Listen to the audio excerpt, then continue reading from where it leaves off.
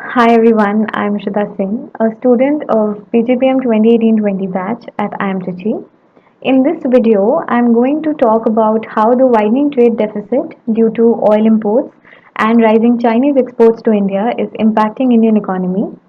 This video is made as a requirement of the course Indian Economy and Policy. So first of all, let's understand what is a trade deficit. A trade deficit is an amount by which the cost of country's imports exceeds the cost of its exports. It's one way of measuring international trade and it's called the negative balance of trade. So, what causes a trade deficit? So, when a country does not produce everything it needs and borrows from foreign states to pay for the imports, that's called a current account deficit.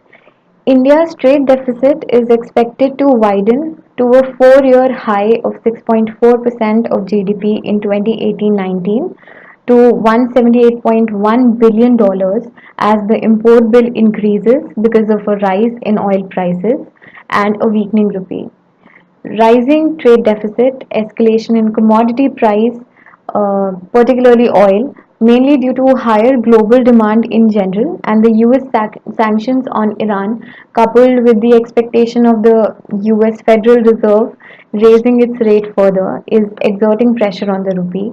The deficit, the gap between imports and exports, was at 6% of GDP or $156.8 billion in 2017-18 due to a sharp rise in oil and gold imports, a 25.7% surge in petroleum or petroleum products imports, coupled with a 32.1% rise in gold, silver, and precious stones imports, led to a 19.7% increase in overall imports to $459.7 billion in 2017 and 18. India continues to have an unfavorable balance of trade with China, its leading trade partner driven by imports. Trade deficit with China increased more than twofold from 16 billion in 2007-2008 to 51 billion dollars in 2016-17. India's imports from China were 6 times its exports in 2016-17, making rising trade imbalance a major concern. Increasing trade deficit with China can be attributed primarily to the fact that Chinese exports to India rely strongly on manufactured items to meet the demand of fast expanding sectors like telecom and power, while India's exports to China are characterized by primary and intermediate products. This is because China has started importing ores and cotton yarns from Vietnam and Indonesia as they have duty free access, while Indian yarns carries 3.5% import duties. Another important factor is competitive prices of Chinese products in the Indian market. For instance, Chinese solar cells cost 35% less and solar panels 10 to 15% less compared with locally made ones. Over the last 5 years, India's import of solar panels from China has increased more than sixfold.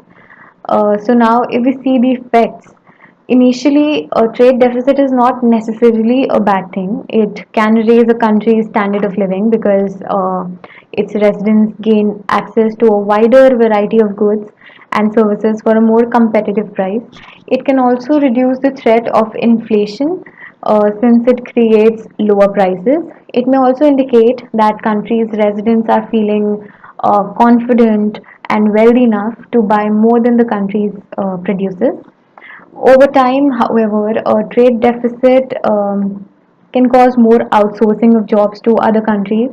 As a country imports more goods than it buys domestically, then the home country may create fewer jobs in certain industries. At the same time, foreign companies will likely hire new workers to keep up with the demand for their exports and hence creating new jobs in their country. So, how to boost Indian manufacturing should be our concern.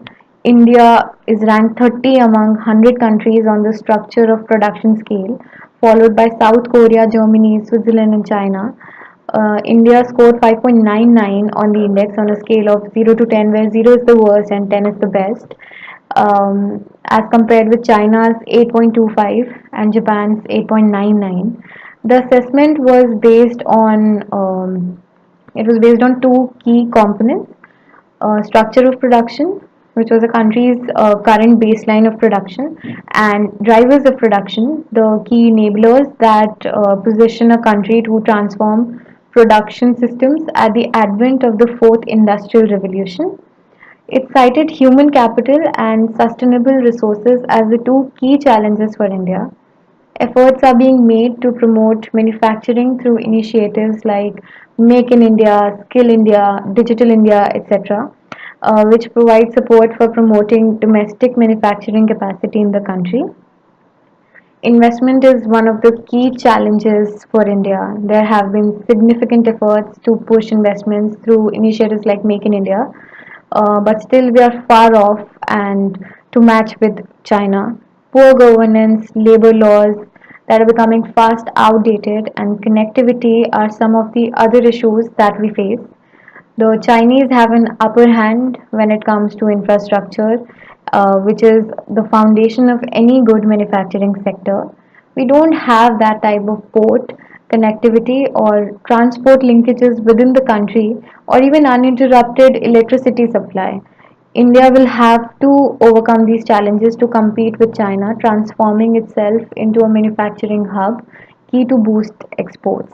So, how to go towards trade balance?